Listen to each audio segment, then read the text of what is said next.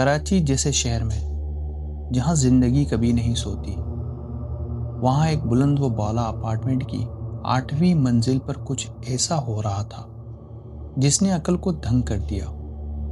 گلستان جوہر کی ایک نئی سوسائٹی میں رہنے والی سائرہ کے ساتھ پیش آنے والا یہ واقعہ محض وہم نہیں تھا، بلکہ ایک ایسی حقیقت تھی جس نے ان کی زندگی بدل کر رکھ دی۔ آئیں سنتے ہیں سائرہ کی زبانی ان کے اس پر اسرار اپارٹمنٹ کی داستان۔ میرا نام سائرہ ہے اور یہ واقعہ میرے ساتھ کراچی کے علاقے گلستان جوہر کے ایک نئے اپارٹمنٹ میں پیش آیا۔ ہم اس اپارٹمنٹ کے پہلے رہائشی تھے، اس لیے ہمیں لگتا تھا کہ یہاں سب کچھ پرامن ہوگا، لیکن ہم غلط تھے۔ تقریباً 2 سال تک سب کچھ ٹھیک رہا، پھر اچانک گھر سے چیزیں غائب ہونے لگی۔ کبھی کوئی سامان گر جاتا تو کبھی اپنی جگہ سے ہلا ہوا ملتا۔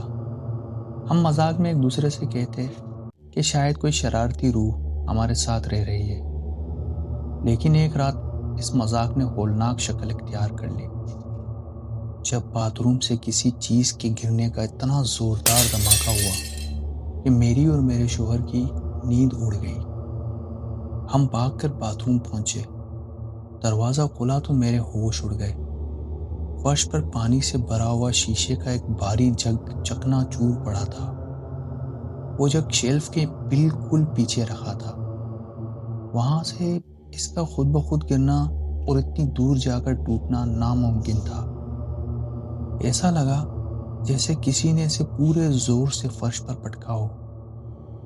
نہ ہی ہمارے باتھ روم میں کوئی کھڑکی ہے، نہ وہاں کوئی چوہے وغیرہ، اور ہمارا بیڈ روم اندر سے لاک تھا۔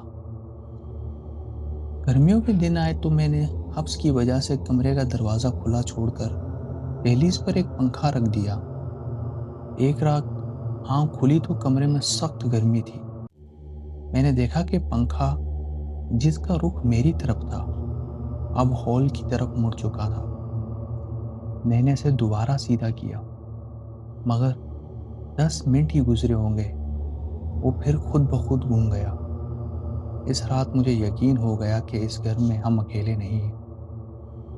اگلے دن جب میں نے اپنی ساس کو یہ سب بتایا تو انہوں نے مجھے ایک نصیحت کی، نماز اور خصوصاً قرآن کی تلاوت کا اہتمام کرو۔ اس رات میں نے ایک نہایت عجیب اور خوفناک خواب دیکھا۔ میں ایک پرہجوم مارکیٹ میں تھی جہاں ایک عورت زمین پر بیٹھی گھڑی دیکھ رہی تھی۔ جیسے ہی میں نے اس سے وقت پوچھا، اس کا چہرہ بگڑنے لگا اور وہ کسی انجان زبان میں چیخنے لگی۔ دیکھتے ہی دیکھتے پورا ہجوم میری طرف بڑھنے لگا۔ میں جان بچا کر ایک کتب خانے میں چھپ گئی۔ وہاں ایک سفید لباس میں بزرگ تھے۔ انہوں نے مجھے ایک چمکتی ہوئی کتاب تھمائی اور کہا، یہی تمہارے مسئلے کا حل ہے۔ میری آنکھ اچانک سے کھلی جیسے یہ سب حقیقت میں ہوا ہو۔ اس دن کے بعد میں نے گھر میں تلاوت شروع کر دی اور اب حالات کافی حد تک بہتر ہیں، لیکن ایک بات اب بھی ہمیں سونے نہیں دیتی۔ کبھی کبھار آدھی رات کو ہمارے مین گیٹ پر زوردار دستک ہوتی ہے۔